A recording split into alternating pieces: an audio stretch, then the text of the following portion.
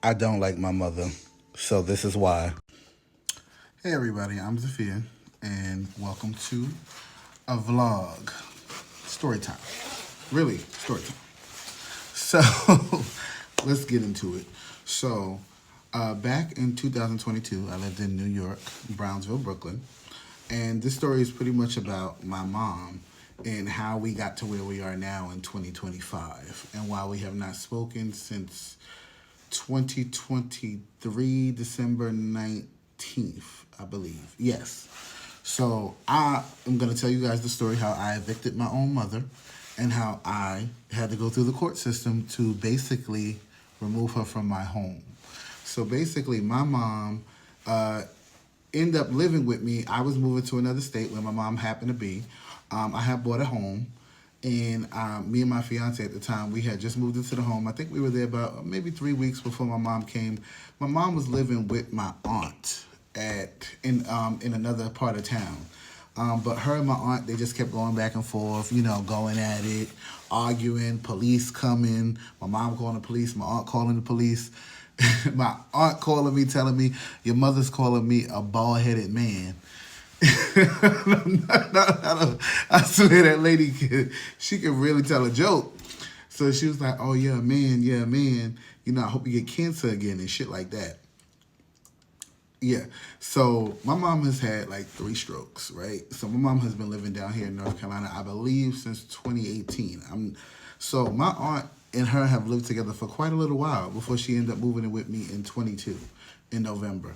So she set up here was supposed to stay living with my aunt or go get her own place. And then eventually in time, I was going to build on another part of my home within a 5-year period is what I spoke to her about to put her in that home, to give her that space to, you know, basically, have her own place. But it just be attached to my home due to certain things that she needs help with due to, the stroke. She's had 3.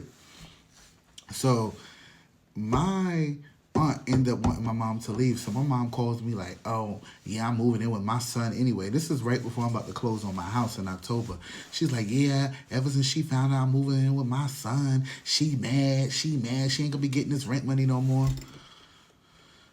So my mom swear $400 in this economy, even in 2022, is a whole lot. That's going, I can't live without it. That was how she acted. So I was like, okay. Now, if my aunt can pay her bills or not, that's not my business. I'm not here to talk about that because I didn't live in her home, so I can't speak on that. My mom is just saying, oh, she's not paying her bills. She's spending money. We stayed getting full. So my mom was like, oh, we stay getting foreclosures in the house and the light bill is crazy.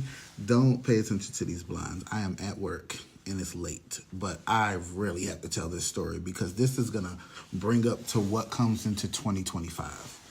Okay, so my mom ended up moving in with me or whatever. I ended up having to move her, pick her up, and I had to move her slowly because I only had a car. I didn't have a truck at the time. I have a truck now. So I'm over here, moving her stuff, doing trips now, 20 minutes each way, which is nothing. But anyway, so my mom, I guess she thought she had the upper hand on my aunt. Like, oh yeah, that's why I'm leaving. You ain't getting this rent money no more. You're gonna lose your home. Your house about to go in foreclosure. Just speaking all this evil stuff over her. Like, oh, I'll never talk to that bitch again. I said, okay. Now, did I think that the situation that was going on with my aunt and how it transpired with them was gonna affect me? No, I never thought that, but it did because I don't even think it was a year in before my mom started her bullshit. That toxic mother, oh, I'm your mother, so I have the right to basically treat you how I want to. That's how she is. She feels like, oh, I'm your mother. I took care of you. Your father wasn't there. That's her favorite line. I know my daddy. I used to live with my father. I'm not saying he's perfect because he's not. He's nowhere close to it. But you know what? I still knew who my daddy was. I still could call him. And if I needed something, if he could provide it, he provided it. But that's irrelevant to the situation. But she sat up here and said, oh, I love my son. I would never hurt my son. But I told her, I said, Mom, when you move in here, please remember, respect is key. If there's an issue, let me know, and let's figure out how do we go forward to solve it. Do not let it get to a point where you feel that you're holding something in and you explode. I said, because that's what I don't want. I don't want you acting a damn fool, because I know how you get down. And I think we was about 6 months, 7 months in before that mouth. She can't help herself, that mouth. She'd be like, oh, well, I take it. You disrespected me multiple times since you've been here. Hey everybody, I had to turn my shirt around because due to this going on YouTube and TikTok, the shirt that I had on was not appropriate. So let's get back to it. So then I'm like, Ma, what's your issue? She's like, oh, just get the fuck away from me. Just get the fuck away from me. I can't stand y'all kids. I hate y'all. I hate y'all. And I'm like, you hate me for what? Like, what you hate me for, Ma? I was like, I just said if there was an issue, you should come to me. Instead, she called me everything under the sun but God's child. She was like, you be fucking man, you be licking, like saying all this wild stuff. Oh, you be getting, and I'm like, I don't do that. But so the point is, I was just like, Ma, it's not that deep. You're going too far. You're making it personal. I'm not coming at you. I'm asking you, what is the problem? How do we solve it? And, you know, my sister was there that day, and she was sitting there listening to her like, yeah, Ma, he just trying to talk to you about the situation. You know, it's not that serious. You ain't got to go that far. Nah, not for her. My mother, she got to go to the ends of the earth. So she sat up there. Okay, we made up after that. I did not apologize because I ain't say nothing wrong. I just said, Ma, you know, you're doing certain things that I don't care for in this house. I said, I would appreciate if you moved a certain way. I'm going to jump. Okay, so I'm going to jump. We already 6 months in where the problem started. So I'm going to jump to when I was like, you need to leave my home. Now, she moved in November of 22. I asked her to leave my home in around July-ish, August.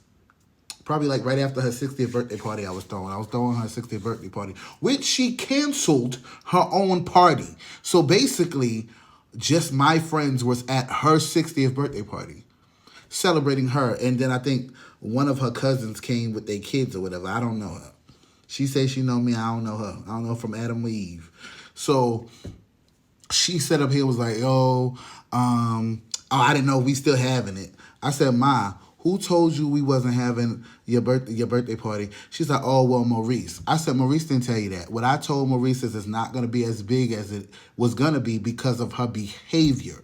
I'm not going to celebrate and give to you when you're behaving like a bitch. So that's just how I felt. So ultimately what it came down to is her birthday party went to being like, supposed to be like 60 people. Originally it was supposed to be like 100, but then it was supposed to be 60 people.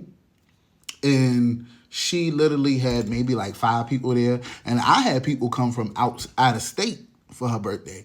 Like I had my friends coming like that. I invited pretty much, the party was my party because it was just my friends there.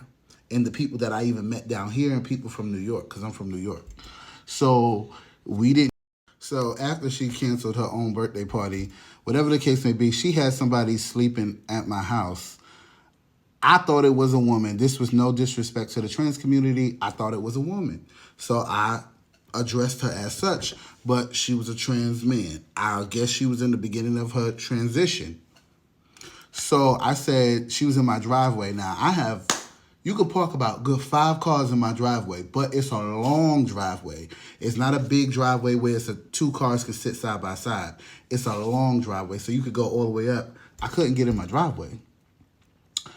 At the time when I couldn't get in my driveway, I believe I was the only one with a car in the house. My fiance didn't have a car yet because I ended up giving him my new car and I got my truck. So whatever the case may be, my mother is like, I'm like, Ma, you know, one night, okay. I said, all right. The second night, I was like, Ma, you need to really you need to ask if you're going to have company spending the night here for long periods of time because, mind you, there's only 2 bathrooms in the house. It's my bathroom and the master bathroom with my fiance, and then there was the bathroom in the hallway. I said, meaning that this person would have to walk from your side of the house through the house into the bathroom in the hallway. Mind you, I don't use that bathroom, but that's not the point. It's just like I don't want nobody walking through my house that I don't know. That's how I felt. Like, I don't know this person. They should not be walking in my home all hours of the night. My fiance don't know them. We don't even know who the hell in the house. Mind you, I carry, licensed, of course. So I carry. So every night I come home, I do the same routine. I start taking my shit off. I take my gun off or whatever, and I put my stuff away, right? That's what I do every night, because at the time when I was working overnight at Smithfield, the pig place where they make the bacon and all that stuff. So I was working like 5 p.m. to 3 a.m. So I would come home in the middle of the night. So I'm like, yo, who was this in the house? Like, I don't know who this is. And you're not even trying to introduce them. That was the issue. Like, you're not even trying to say, hey, this is my friend. Hey, this is this person. I'm like, I don't know who that is. So it's just like, okay, it's not a big deal that they spent the night here, but you didn't even let me know that they were going to be spending nights with an S here. That's a lot. That's a big deal. That's a big deal for me, especially when I don't know. Like I said, I ain't been in this home that long. You know, I wasn't even in it a year. And she was sitting here like, oh, you just want to control me. You just like your father. You just like your father. I said, Ma, everything is not about being like my father, about being controlling. The fact is, I should know if someone's in my home that I don't know. Because I said, you already know how I move. I said, so you know I move like strategically. Like, I'm from New York City. I move a certain way. So when I come in my home, I'm checking doors, I'm checking windows. I just don't trust people. I done lived in the Bronx, Brooklyn, and Queens. I done lived Morrison and Soundview. I done lived in Brownsville, Brooklyn, off the 3 line. Like, I done lived in Queens. So I'm like, you already know how I move. You already know I'm not like with strangers being around me like that, especially in my home. Like, I'm walking around in my underwear. I may be walking out with nothing. But the point is, you should have just addressed it. All right, boom, boom, boom. Okay, so she's like, oh, I'm going to tell her to leave. I'm going to tell him to leave tomorrow or Monday or some shit like that. I was like, no. I said, due to the fact that you just didn't ask, they need to go now. I don't want to see nobody in my driveway. So she called herself trying to not talk to me and not trying to communicate with me and like, Lil, I don't care what you say. I don't care. I said, Ma, at the end of the day, this is my home. I said, you do live here. I said, and I don't have an issue with you having company, but you're going to have somebody stay here. You need to be transparent, because I don't like stuff like that. And that, not only that, that's something that I told you from the beginning. Like, hey, I don't care if you have somebody over, but just let me know. Give me a heads up if it's going to be like for a weekend or for a few days, just so I know who's in the house. That's it. And that wasn't the case. Mind you, my mother lived with me all that time, and this is not a big deal, nor is she required to. But I'd be like, hey, Ma, can you cook a meal? Because I love my mother's cooking. My mother taught me how to cook. That's how I know how to cook all the things I do. I will always give my mom that. But she sat up here, I don't think she cooked like one time in there. And if she did cook, she always cooked for herself. Or she cooked things that she knew I don't eat. Like, I don't eat chicken at all. I don't eat no forms of chicken. So she'll make like fried chicken, baked chicken, barbecue chicken, like stuff I don't eat. Which I'm like, you know what, she has the right to. But mind you, like, my mom was buying her own food because she's like, oh, we'll split the food cost. I said, no, Ma, because I know how you get down. You'll be like, oh, I've been putting food in that house and he just da-da-da. No, I know my mother. So I said, no, Ma, you take your money and you spend it on what you want, and I will make sure I take care of whatever we need as far as anything else. Okay. So then it got to the point where I was like, Ma, you know what? This isn't going to work out. We need to figure out where you're going to go as far as getting you a place or moving you into a facility where they will help you, you know, with the care that you need. Because my mom could pretty much cook, wash her own ass. She could do all that stuff, even though she's had 3 strokes. She just is a little weak on her right side. So, like, mind you, I done decked her out with the airless little, what is that shit called? The push, it's not a wheelchair. Walker. I done bought her the Flyers walker. I said, nah, I'm tired of you with the walker. You know, the walker with the tennis balls on it. I said, nah, that ain't gonna work for my mama. My mama need that rolling walker where she could sit on it and have storage and stuff. And I got her this nice, expensive walker. You know, I'm taking care of her. I'm making sure that the bathroom is safe for her. I'm putting grips in the bathroom. I'm making sure, you know, she don't fall or nothing happened to her, because some things have happened. Like, my mom tried to fix the blinds in the house one day, in my house, and She went to go stand on the chair. Now, lady, you know you ain't got good balance. You done had 3 strokes. And she gonna fall backwards off the chair. And like, mind you, I ain't home. I'm out going to get wood because I like to burn, I like do fires in my backyard. I'm out getting wood. I'm pulling up in the driveway and my friend was at my house and she called me like, yo, your mother just fell. I said, my mama just fell. What you mean? Okay, so she know what. I made sure she was safe. She sat up there and was telling everybody in my family the worst shit about me. But the thing about it is I don't care. I don't even like them. I don't even know them or I don't like them. It's one of the two. I don't know them, so I can't speak ill of them because I don't even know them. Or I know them and I don't like them and they don't know me. Because there's a difference of who I was and who I am now. So I said, what you want me to move strategically? You want me to get on Facebook and do that? I don't do stuff like that. I don't go on Facebook. I don't do none of that social media beefing.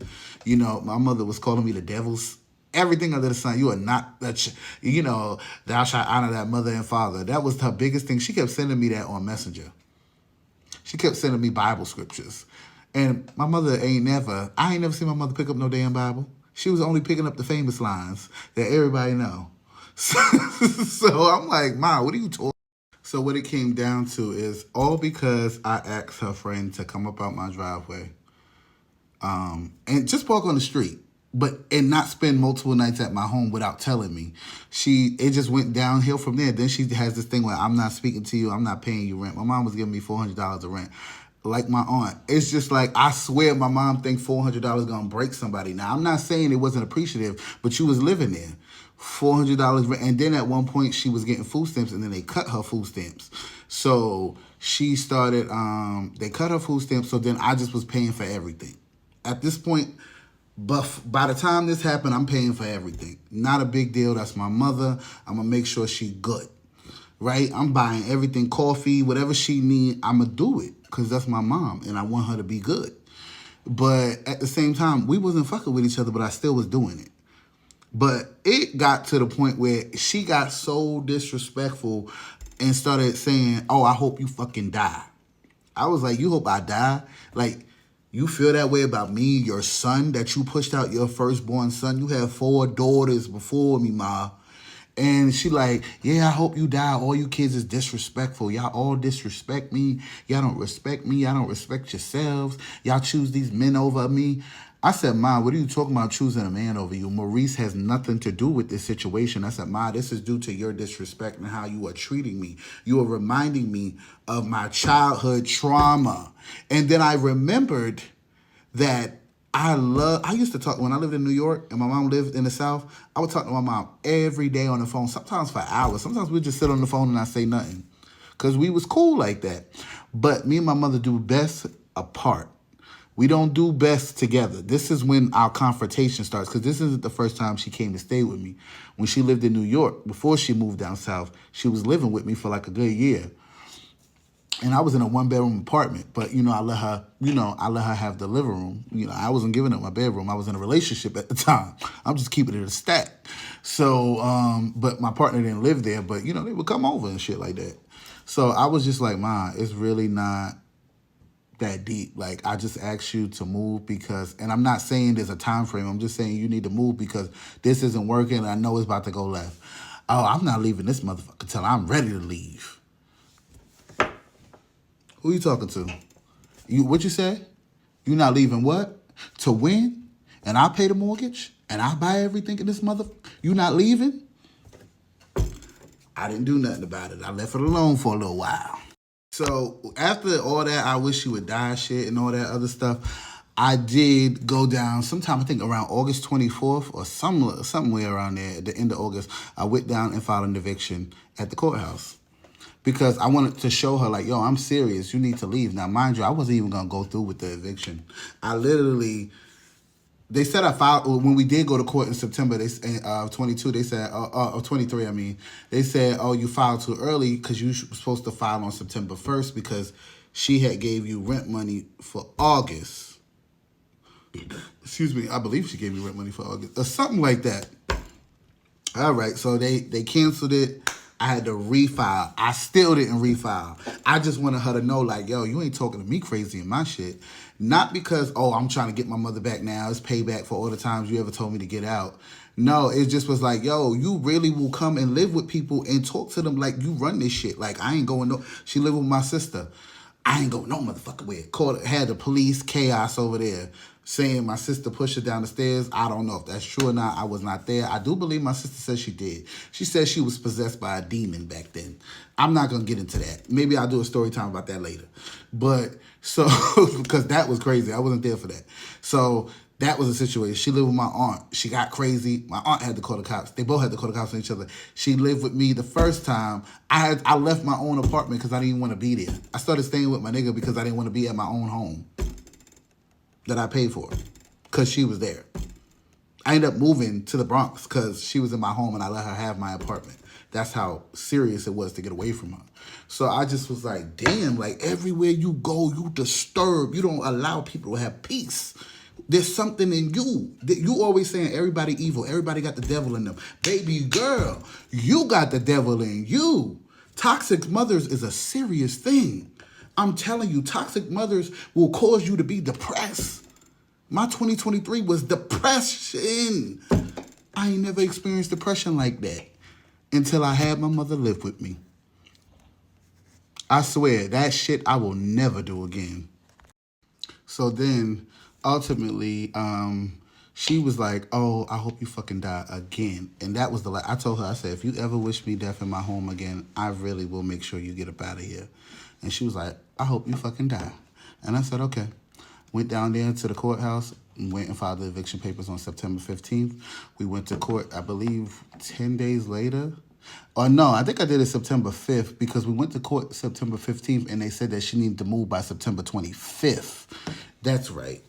Because it was like 10 days later we had a court date. I had to pay the sheriff to have her serve. Yo, I swear, when the sheriff came to her side of the house, because she had her own entry. She had her own entryway, had her own porch and all that. And when the sheriff came there, she was like, oh, this motherfucker gonna evict me. This motherfucker, you gonna die. You gonna lose all this. Your house, you gonna lose your house. Your house gonna go into foreclosure. You gonna lose your job. I'm gonna get you fired. All this stuff. This is what she said. And I actually talk about this on my podcast.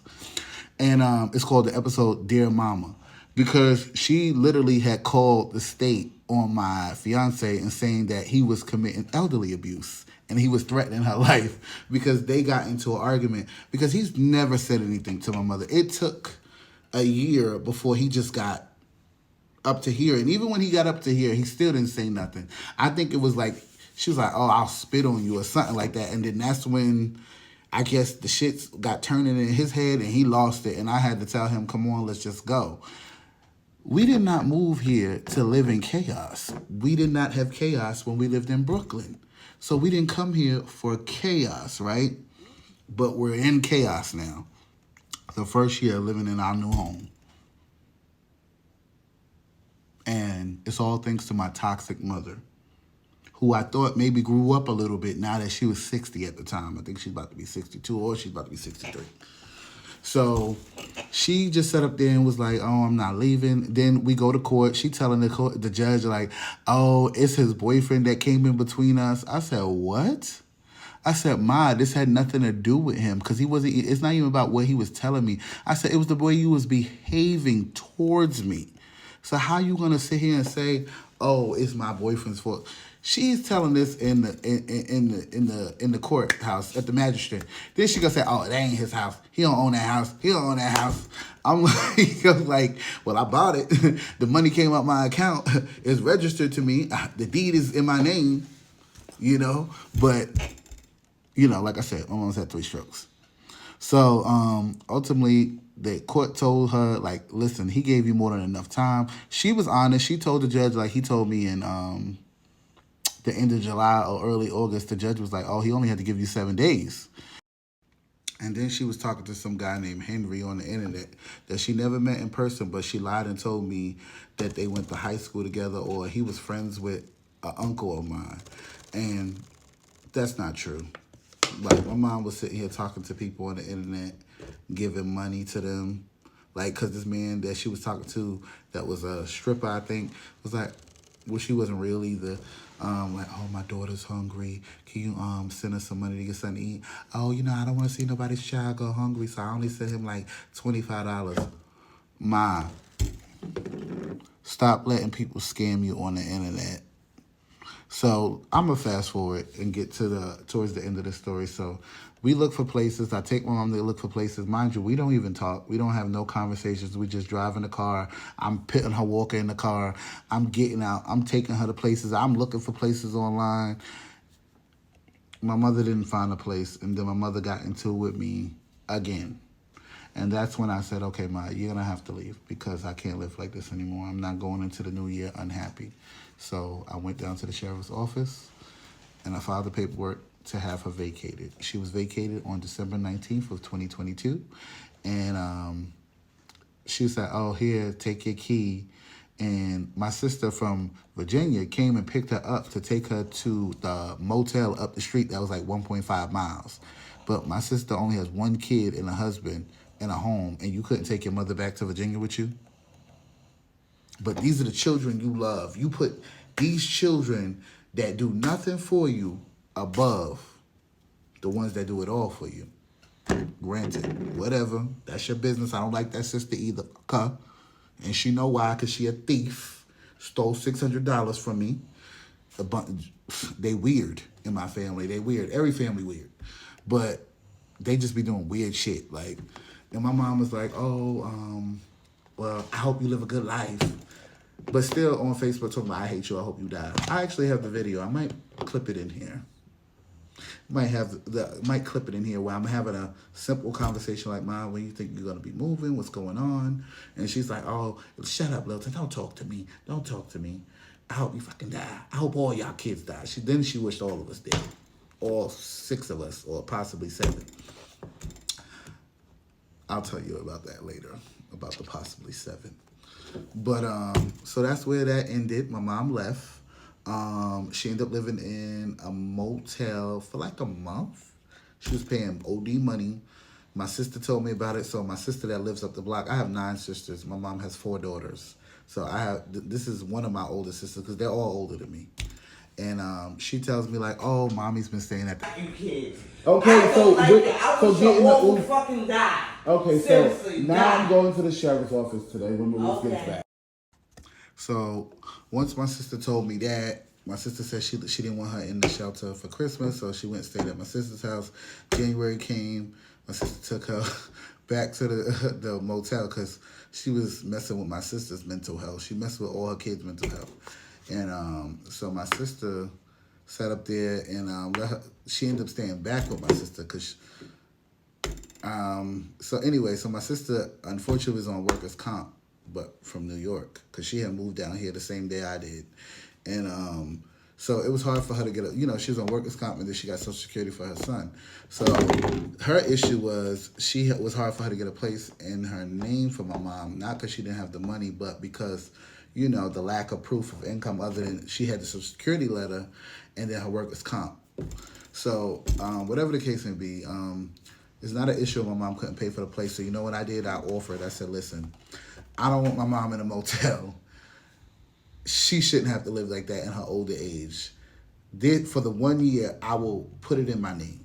So that's what I did. I went on a lease with my sister because my sister's like, oh, they're not calling me back. I said, that's because y'all not getting the apartments.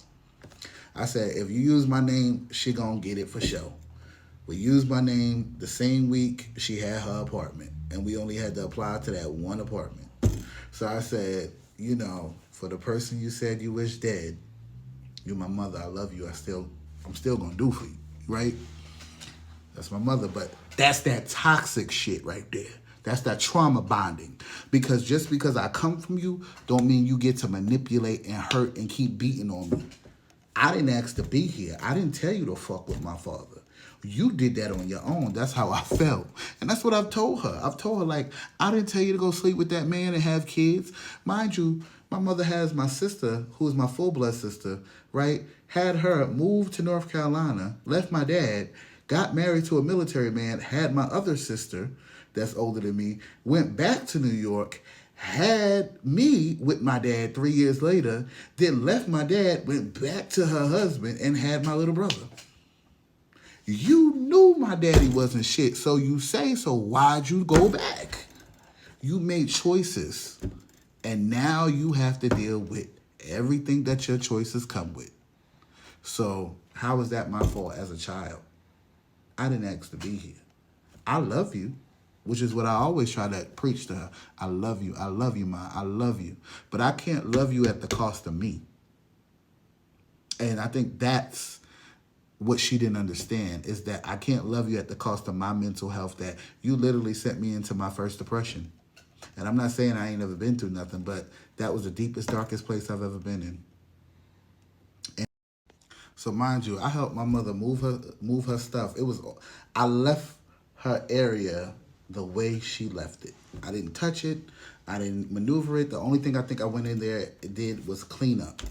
That's all I did. I went in her room and cleaned up. And she started smoking cigarettes in my house to be petty. See, I never knew that because I wouldn't go on her side of the house.